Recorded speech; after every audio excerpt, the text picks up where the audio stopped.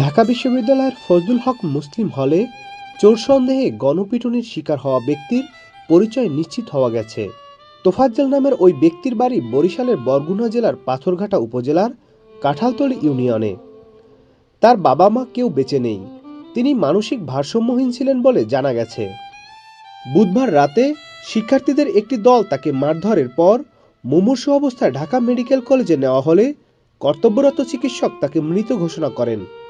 তার মৃত্যুর বিষয়টি পুলিশ ফাঁড়ির ইনচার্জ মোহাম্মদ ফারুক নিশ্চিত করেছেন। তিনি বলেন, আহত অবস্থায় তাকে হাসপাতালে নিয়ে আসলে পরীক্ষা নিরীক্ষা শেষে চিকিৎসক তাকে মৃত ঘোষণা করেছেন।